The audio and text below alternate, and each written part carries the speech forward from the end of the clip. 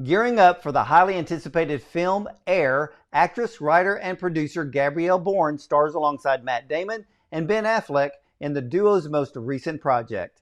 Air tells the incredible story of Sonny Vaccaro and Nike as they pursue basketball rookie Michael Jordan and creating a partnership that revolutionizes the world of sports and contemporary culture.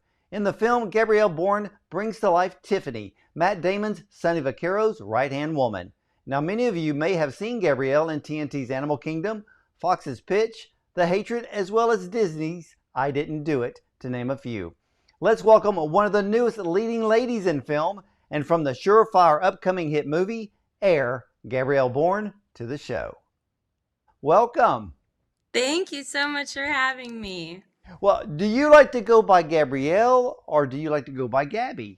Yeah, most people in my life who know me call me Gabby. It's rare that people call me Gabrielle, although that is, still my SAG name, my professional name, so it's here to stay, I guess. But Gabby is usually what I go by. Okay, I just wanted to make Either way. sure, but I have to ask you because in the movie Air, you are surrounded by the likes of Matt Damon, Ben Affleck, Viola Davis, and Jason Bateman, even Chris Tucker and Marlon Wayans. So you have this all-star cast about an all-star shoe and basketball player. What was it like working with all of them?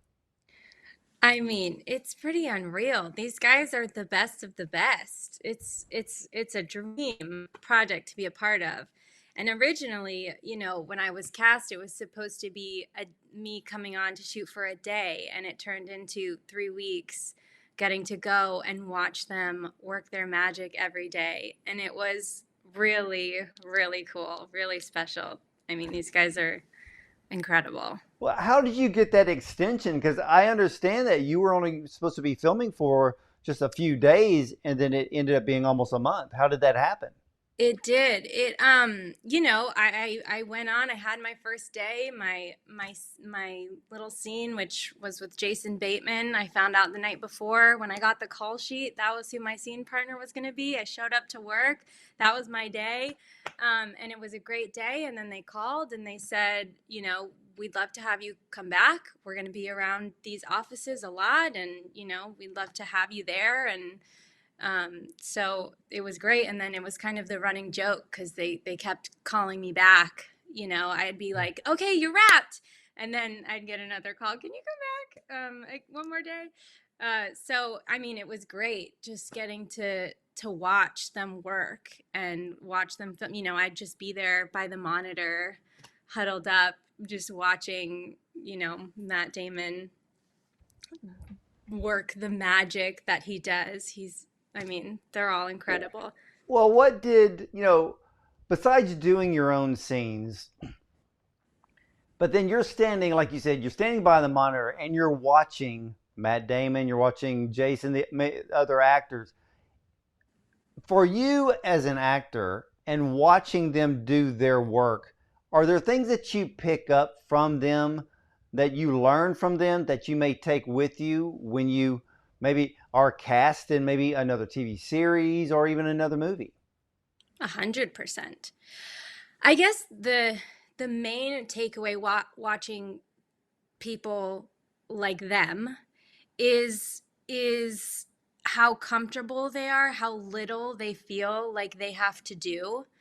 I think a lot of the time actors feel this pressure to put on this performance or do this thing, but the best of the best, they do the work.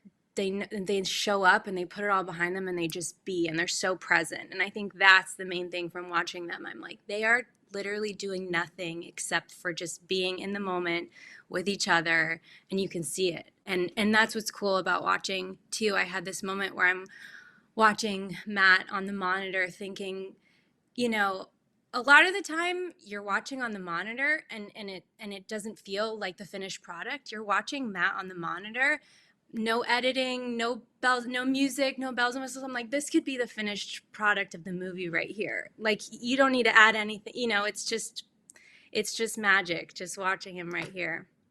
Well, what is So the difference? Well, what is the difference between, let's just use Matt Damon, for example, or even yourself, yeah. and you're doing a scene Hmm. and then the director yells cut. Does the director come back and say, let's do that again, and may give some advice on what he's looking for? Hmm. For you, do you, when the director says cut, have you ever said, no, I want to do that again? Because maybe you've felt something that needed to be added to that part, or is it a working relationship between you and the director? For me, it's kind of like a trust with the director. You know, working with Ben was pretty awesome. Obviously, he'd come over, he'd have some fun idea or some new line to try or, whatever, and he'd just play. And then I've always been, maybe at some point I'll ask for another. I'm sure I will at some point in my career ask for another take. But so far, I've always felt like when they say we've got it, they've got it. And I trust that. Normally, honestly, when I'm in it and I'm acting, I'm working, I have no vision outside of myself to what it looked like or what it, how it's just how I feel inside. And it's not the best judgment of whether it was the perfect or whatever. So I've always been under the feeling that I just trust them, that they've gotten what they need, and then we can move on. Well, And I have try you, not to think about it too much after that. well, have you ever had a time where you were in front of the camera, you did the part, the director yells, "We got it"? Did you ever have, not, maybe not this film, but maybe some of the other things that you have done? Have you ever felt like I could have done that better, but if they say they got it, they got it? Oh, 100%. Yes. But that's just, I mean, I'm a perfectionist too. So I mean, I'm the kind of person who would probably take a million takes if I could, just because I'm like, I could have always been in it 1% more, Like, it's so rare that you get to the point where you're in it 100%. I mean, obviously, that's the goal, right? Where you're in it 100% and you have zero outside thoughts, and that's the goal. And I've gotten there, 99.9%. But there's always that like 0.1% more that you feel like you could have gotten there, I Well, think, for me. I love the art of acting. I love talking to people like you and learning, you know, inside of what goes on with acting and the art of acting. Now, for you, how did the part of Tiffany come to you? It came to me through my agents, just a normal, like we're doing now. It's all, self-tape auditions in the post-pandemic world. So it came to me as a self-tape. I put it on tape, sent it in, and then it came back as a booking. And I worked a couple weeks after that. Well, I think a lot of people are anticipating that this film is going to be, I would suspect it's going to be a blockbuster hit. How does everybody else feel about it? Oh yeah, 100%. I mean, it's not just the ridiculous cast, but the story is so incredible too. I got to be there on the day that the real Sonny Vaccaro was there watching, and that was pretty cool to see too. But it's just such an incredible story, and I think it's just a story that everyone can kind of be interested in and relate to. So. And yeah, and because one of the when I first saw the trailer, and I'm just going to be honest here, when I first saw the original trailer, I went, I hope this is not a Nike infomercial. And then I researched and went back, and and ladies and gentlemen, there is a very incredible backstory, and that's what this whole film is about. How the whole marriage of Nike and Michael Jordan came to be this massive collaboration. And we have to realize he was only a rookie. And what Nike and Michael Jordan did changed the whole basketball world. I mean, for you, are you a basketball fan? I love to watch basketball. My husband's a professional athlete, so he plays beach volleyball for a living. So I'm involved in the sports world and sponsorships and how it all works because that's his life. So yeah, I mean it's crazy to see. It's so interesting how it all works, but what a crazy, crazy story. I went back and read the script last week, because we shot it several months back, and so just I wanted to look over it, and it's just such a special script and story too, and I'm so excited to see how it all came together in post. Yeah, it is one of the greatest sports stories of all time. Of course, there's, marketing within this story. And for all of you watching that love promotion and marketing, you have got to see the film Air. You may actually learn something here. Hmm. But Gabrielle, or Gabby as I should say, I learned that you lived in Belgium as well as London when you were a child. Is this where you caught the acting bug? It is. Yes, 100%. It was when I was living in London. I was going to the American school in London, and they have a drama program. Every kid in fifth and sixth grade has to take drama class. And I started there, and I just fell in love with it and started taking acting class outside of school in London on the weekends. And my acting teacher happened to be an agent, so she would send me out for stuff. I was auditioning for all the things happening during that time, like series of unfortunate events and Willy Wonka and the Chocolate Factory and all that stuff. And I think maybe it's like growing up having moved around a lot that got me interested in acting in the first place, because I find it so crazy how we're all born into such a different set of circumstances, and I just find the idea of getting to experience other people's circumstances for a little while so exciting.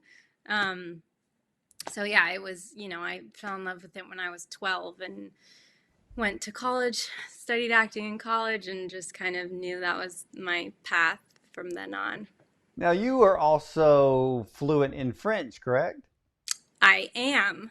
I'm on the rusty side now, but I would say fluent in understanding and a little less fluent in speaking. Well, But I but guess a few trips to Paris would probably sharpen that up really quick. yes, 100%. Hopefully we'll be there in 2024 for the Olympics. For my Well, see, that was my next question because I understand that like you said, your husband is a professional beach volleyball player who hmm travels the world during the season. How do you balance your acting career alongside his volleyball career? It's tricky, especially now that we have a 3-year-old. It's our dreams have kind of our huge dreams have kind of merged into one, and it's a push and a pull. Because it's his schedule is definitely pretty nuts. He just started traveling now, and he'll be traveling through October, November, all over the world. But it's a balancing act for sure. We're just kind of figuring it out as we go and reevaluating as we go. But So do luckily, you look at the travel schedule and say, okay, I can fly with you here and there and yes. bring the kid along with you, and then you can see. Well, I guess being an actor though, parts can just come up out of Oh, nowhere. yes, 100%. Yeah. So I mean, our lives and schedules, we know that we write them down in pencil because everything's constantly changing. But we go over the schedule and kind of plan a few events in advance that we want to travel to with him, and then the rest of the time he's coming back and forth. And luckily, right now with the way the internet is, I can, send in an audition tape from wherever I am. And if I, have to fly back for a project, I will fly wherever I need to and just kind of take it day by day. But Now you bring something up that I don't think a lot of us have ever really taken into account because of the pandemic. And especially for actors.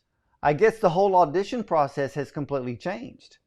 it has completely changed. So, Yes. so no more walking into a room. You can literally just send a tape, or maybe do an audition through Zoom. Yes, it's usually one of those. Once in a while, you're going in person for, final stages, but most of the time they're casting completely off tape now, which, it's cool because they're getting to see, I think they're able to go through more people and request more auditions. So more people are getting opportunities, which is nice because sometimes the hardest part of booking a job is actually getting the opportunity.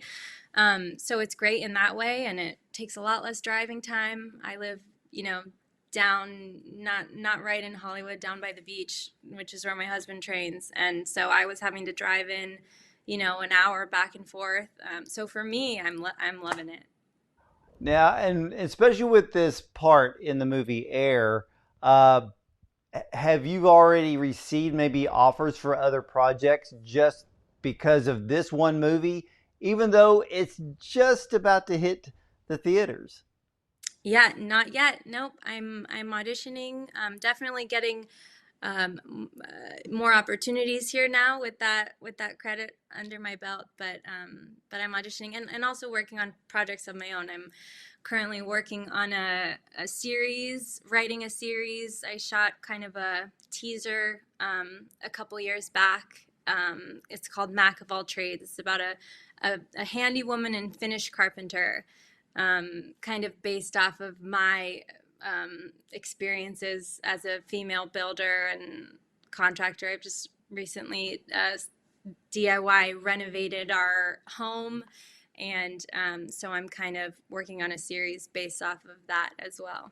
Well, I found out and that you have taught yourself how to renovate, which kind of plays in you writing that type of script. I mean, what's your most current DIY project? Right now, I am working on doing a stone veneer wall on the exterior of our house. I finished all my projects inside. I built our kitchen, tiled our black backsplash, built some electric fireplace surrounds.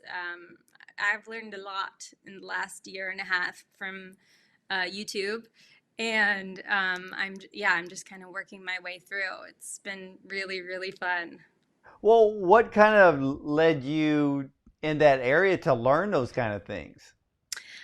I, you know, I always was kind of interested in how things are made and building. I kind of got into woodworking and building furniture originally.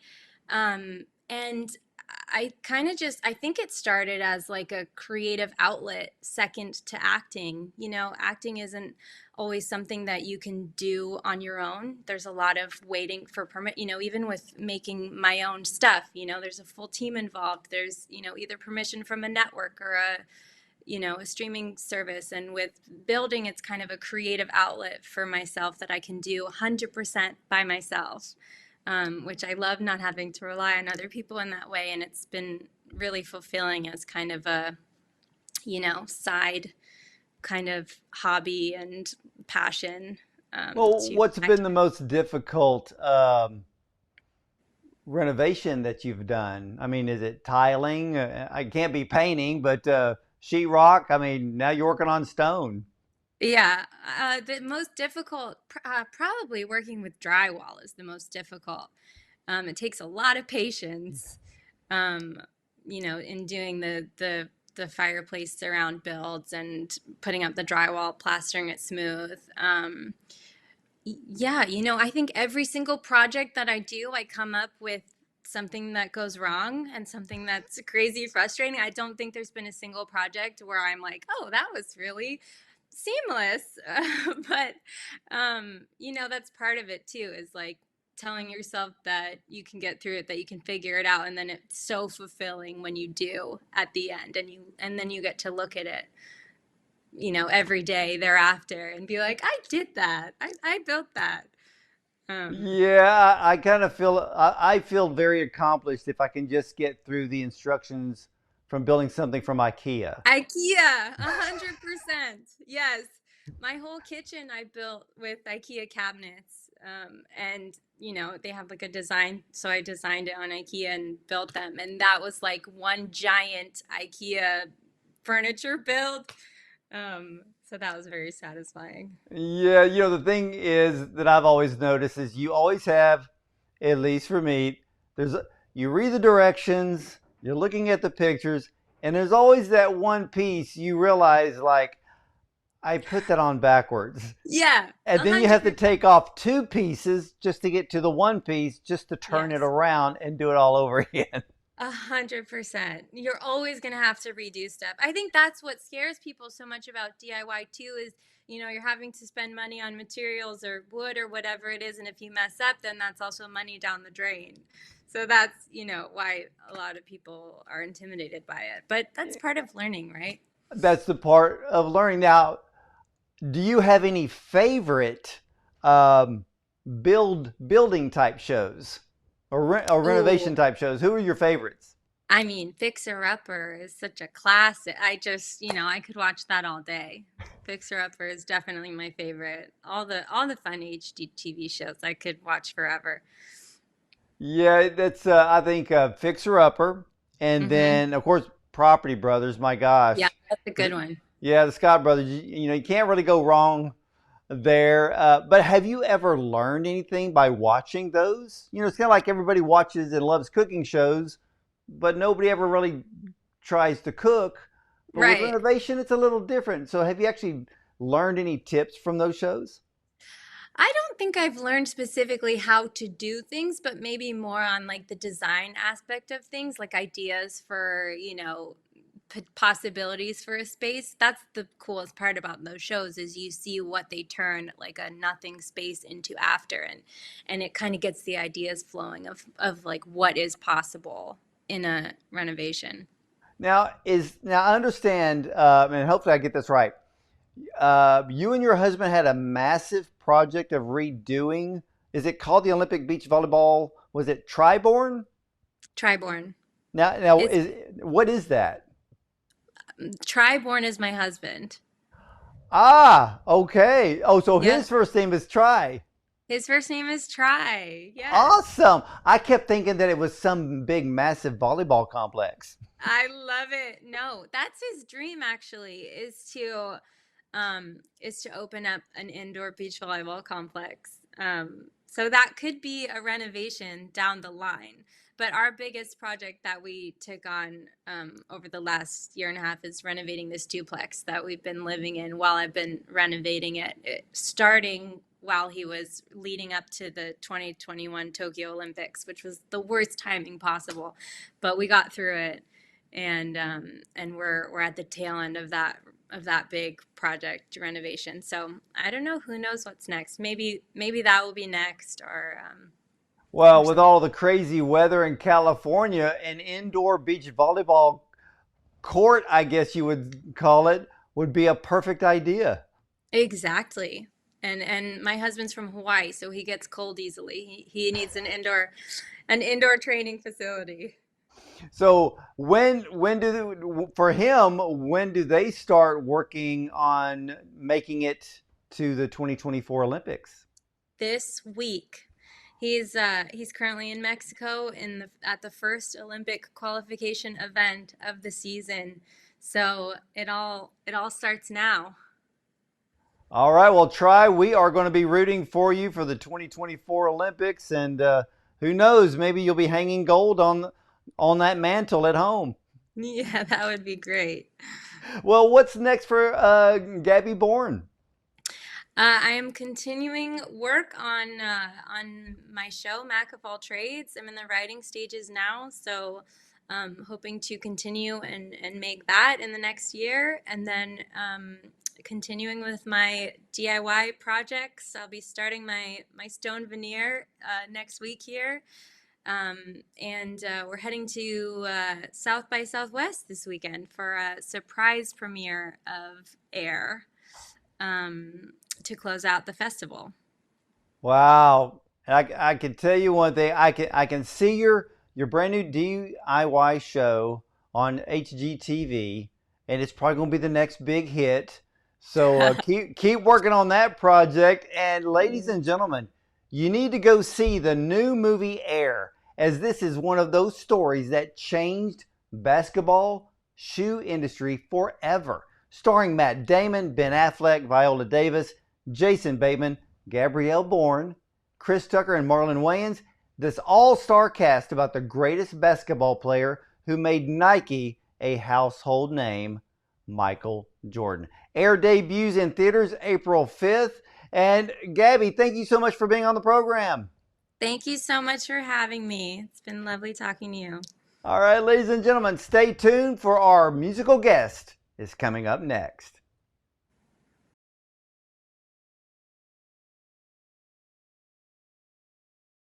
There are 3 common forms of hair loss in women. No matter what type you have, they aren't something you should have to suffer with. Hair Active from Primrose Leaf helps slow down hair loss and provides your hair and your scalp with proper nutrition.